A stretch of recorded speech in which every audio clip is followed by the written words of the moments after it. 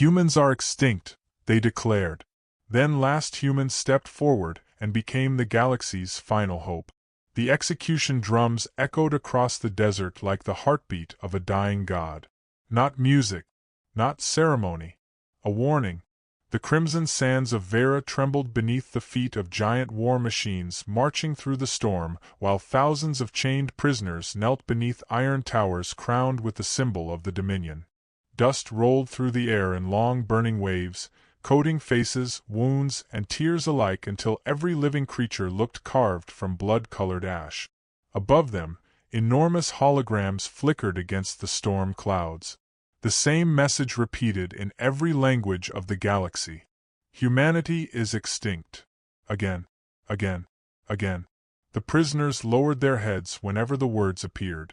Some out of fear. Others because hope itself had become dangerous. Near the front of the execution line, a silver-haired alien woman tightened both arms around a crying little girl whose pointed ears trembled against her shoulder. "Do not look at the machines," she whispered softly. The child buried her face against her chest. The woman's name was Lyrie. Even kneeling in chains, there was something strangely gentle about her. Dust covered her pale skin and the thin ceremonial markings running down her throat, but her eyes remained calm despite the terror surrounding them. That calmness angered the guards. One of the Dominion soldiers struck her across the shoulder with a metal rod. "Kneel lower." Lyrie obeyed without protest. Around her, hundreds of prisoners waited beneath the enormous war robots standing motionless in the storm. Their eyes glowed red through blowing sand while execution cannons slowly charged with a rising mechanical whine. Entire species had been brought there. Rebels, runaways, former allies of Earth, anyone suspected of hiding humans during the war. Most had already lost the will to resist. The Dominion had spent 12 years erasing humanity from the stars. Planet after planet had burned. Human cities had become graveyards drifting through vacuum. Their names had been removed from galactic records like they had never existed at all. And now the final ceremony would end the last whispers of rebellion. A Dominion commander stepped onto the execution platform above the prisoners. His armor gleamed black beneath the red storm. "Citizens of the Dominion," his amplified voice thundered across the desert. "Today marks the end of the human contamination war. The final surviving human cells have been exterminated. The galaxy is purified." Cheers erupted from surrounding soldiers. But among the prisoners, silence spread instead. Lyrie lowered her eyes. She remembered humans, not soldiers, not monsters. Years ago, when she was still a child hiding aboard a refugee transport, human medics had shared their food with starving alien families despite barely having enough themselves. One human woman had wrapped a blanket around Lyrie's shoulders during a freezing voyage through deep space. "No child should be cold," she had said with a tired smile. 3 days later, Dominion warships destroyed the transport. Lyrie never forgot the woman's face. A sudden roar shook the desert. The execution cannons powered fully alive. Rows of prisoners began crying. Some prayed. Others simply closed their eyes. The commander raised one armored hand. "Begin the cleansing." Then the storm changed. The wind shifted violently across the dunes. Soldiers turned. One of the execution drones suddenly stopped moving. Then another. A strange silence spread across the battlefield. From somewhere beyond the wall of blowing sand, footsteps emerged. Slow, heavy, deliberate. The commander frowned. "What is that?" Nobody answered. Out in the storm, a figure slowly appeared. At first it looked like a ghost wandering through smoke. Then lightning flashed above the desert, and the entire battlefield froze. A man walked out of the sandstorm. Human. Tall. Bare-chested beneath torn black combat straps, his body covered in scars both old and fresh. Blood ran down one shoulder. Dust clung to his dark hair. Burn marks crossed his arms like shadows from another life. A broken military tag hung against his chest. His expression held no fear, only exhaustion. The little alien girl beside Lyrie gasped softly. Is that? Nobody finished the sentence. Because impossible things did not exist. Humans were extinct. The man stopped walking only a few yards from the execution line. Dominion soldiers immediately raised their rifles. Warning alarms screamed from the giant war machines overhead. Human life form detected. Human life form detected. Panic spread instantly among the officers. The commander stepped backward in disbelief. No. The man slowly lifted his eyes toward the prisoners. Toward the terrified child clutching Lyrie. Then toward the execution cannons aimed at them all. His jaw tightened. When he finally spoke, his voice sounded rough from years of war and silence. Let them go. The commander stared at him for several seconds before bursting into laughter. One human. Alone. Surrounded by an army. You are either brave, the commander sneered, or unbelievably stupid. The man said nothing. Sand whipped around him violently. The commander's smile faded. Identify yourself. For a moment, the stranger simply stood there beneath the storm while the entire battlefield watched. Then he answered. Cale Varen. The name hit the Dominion officers like a gunshot. Several soldiers immediately stepped backward. One of them whispered in horror. The Butcher of Titan Reach. Another muttered. He's supposed to be dead. Cale's eyes never left the prisoners, especially Lyrie, because unlike the others, she was not staring at him with hatred. Only sadness. The commander quickly recovered. Well, he snarled, drawing a plasma pistol, today we correct that mistake. He fired. The shot never hit. Cale moved before the sound finished leaving the weapon. 1 second he stood still. The next he was inside the execution line. A hidden blade flashed beneath his wrist. The commander's weapon split in half. Then Cale drove his elbow into the officer's throat with enough force to crush armor. Chaos exploded. Dominion soldiers opened fire instantly. Cale grabbed the dying commander's body and used it as cover while sprinting directly toward the nearest cannon tower. Explosions ripped through the sand behind him. The prisoners screamed. Lyrie watched in stunned disbelief as the human moved through the battlefield like someone who had survived too many wars to fear another one. Efficient, merciless, terrifying. One soldier lunged toward him. Cale disarmed him mid-motion and slammed the rifle into another guard's helmet hard enough to crack steel. A second later, he fired upward into the nearest execution drone, sending flaming debris crashing into the prison barricade. The giant war machines activated fully. Red eyes ignited across the storm. Terminate human target. Heavy cannons rotated downward. Cale looked up once, then ran straight toward them. Lyrie's breath caught in her throat. He was insane.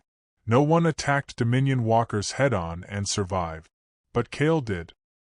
He slid beneath incoming fire while sand erupted around him in burning waves.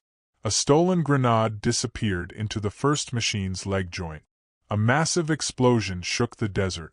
The giant robot collapsed sideways into another war machine, crushing soldiers beneath falling metal. The prisoners began shouting. Chains rattled everywhere. Hope spread through the crowd like wildfire. The little girl beside Lyrie stared at Cale with wide eyes. He came back. Another explosion thundered across the battlefield. Cale fought his way toward the prisoners while Dominion forces closed in from every direction. Then Lyrie saw it. A sniper drone locking onto him from above. Behind you, she screamed. Cale turned too late. The plasma round tore across his shoulder in a burst of blood. He staggered. The drone charged another shot. Without thinking, Lyrie broke free from the kneeling line and ran toward him. The second shot fired. She shoved Cale aside. The blast struck the ground beside them, throwing both violently into the sand. Cale immediately grabbed her before debris rained down. For the first time, their eyes met up close. Lyrie expected rage. Instead she saw something far worse. Loneliness. The kind carried only by someone who had buried everyone he ever loved. Cale looked at the wound on her arm. You're hurt. You're bleeding more than I am, she answered softly. For the briefest second, something almost human flickered across his face. Then the battlefield erupted again. More Dominion ships descended from the storm clouds. Cale looked upward grimly. Too many. Far too many. He stood and pulled Lyrie behind cover as explosions ripped across the dunes. "Can you run?" he asked. "Yes." He nodded once. "Then stay close to me."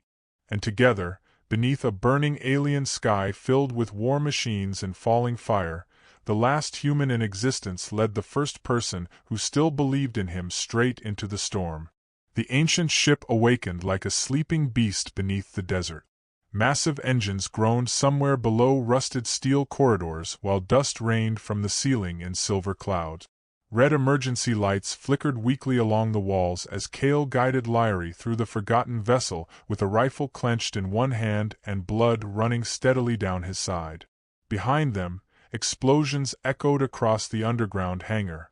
Dominion troops were already descending into the ruins. "Hurry," Cale said. His voice sounded weaker now. The adrenaline was fading. Lyrie stayed close beside him while frightened refugees rushed through the enormous chamber carrying wounded children and salvaged supplies. Some still stared at Cale like he was something impossible pulled from an old legend. Others looked terrified. The name Cale Varen still haunted half the galaxy. A little alien boy suddenly stepped in front of him. "Are you really human?" Cale stopped. For a moment, the hardened soldier simply stared at the child like he no longer remembered how to answer that question. Then he knelt slowly despite the pain ripping through his wounded shoulder. "Yes." The boy's eyes widened. "I thought humans were monsters." Something dark passed briefly across Cale's face. "Sometimes we were." Before the child could answer, warning sirens erupted through the ship. Dominion forces breaching lower levels. Cale stood immediately. "Seal the outer doors," he barked toward the surviving refugees. "Now." The old warship trembled violently as distant gunfire echoed upward. Lyrie moved beside him quickly. "You need medical treatment. I've survived worse. You're leaving blood behind with every step." Cale glanced down at the crimson trail beneath him and sighed quietly. "That bad? You were shot." He looked genuinely surprised by her irritation. For the first time since meeting him, Lyrie almost smiled. Almost. Cale led everyone deeper into the vessel until they finally reached the central command chamber, a massive circular room lined with dead holographic screens and ancient human symbols burned into steel walls. At the center stood a transparent navigation sphere glowing faint blue. The ship was still alive. Cale walked toward it slowly. His fingers brushed the surface. Instantly, the chamber illuminated. Ancient systems roared awake around them. A calm female voice echoed through the ship. Identity confirmed. "Welcome home, Commander Varen." The refugees gasped softly. Lyrie stared at Cale. "Commander?" Cale looked away. "Long time ago." The ship's systems continued activating while holograms flickered across the room. Star maps, battle records, destroyed worlds. Human worlds. Lyrie watched Cale carefully as cold blue light moved across his scarred face. He looked less like a soldier now and more like a ghost standing inside his own grave. "How many people died?" she asked quietly. Cale's eyes remained fixed on the holograms. "Too many."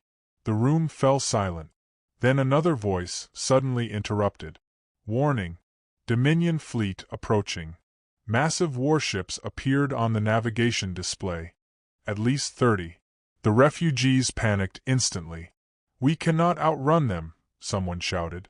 Cale's expression hardened again. "We're not staying." He activated controls rapidly while the enormous ship trembled around them.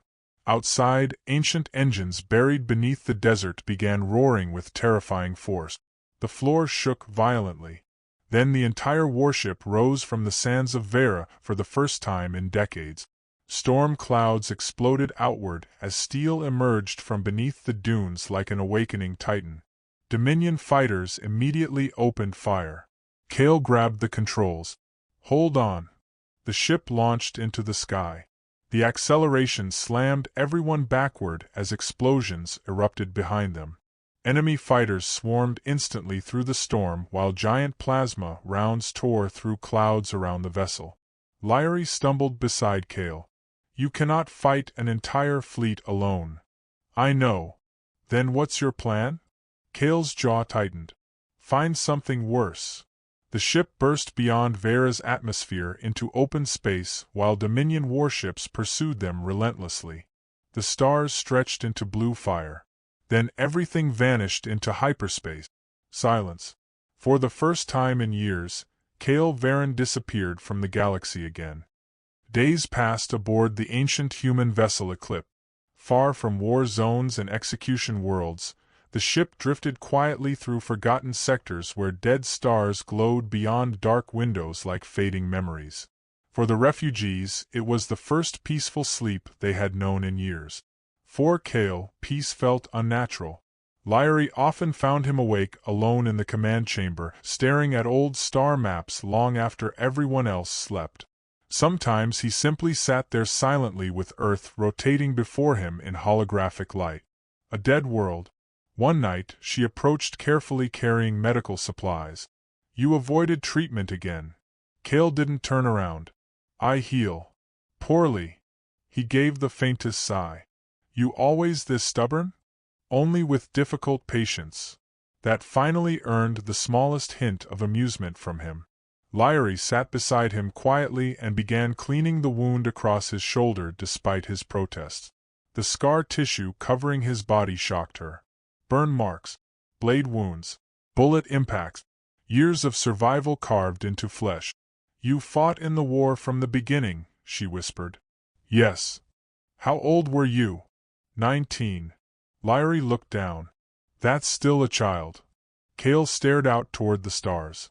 The Dominion made sure nobody stayed children for long. Silence settled between them softly. Then Lyrie asked the question haunting her since Vera. "Why did you come back?" Cale didn't answer immediately. Instead he reached into his pocket and removed an old photograph worn nearly white with age. A woman smiling beneath a blue sky. A little girl sitting on her shoulders. Lyrie's chest tightened. "My wife," Cale said quietly. His voice almost broke on the last word. "And my daughter." The room suddenly felt colder. "The Dominion killed them?" Cale nodded once. For several seconds neither spoke. Then Lyrie finally understood the terrible sadness living behind his eyes. He wasn't surviving for revenge anymore. He simply did not know how to stop surviving. Cale looked down at the photograph. "I failed them. You could not save everyone." "I was supposed to."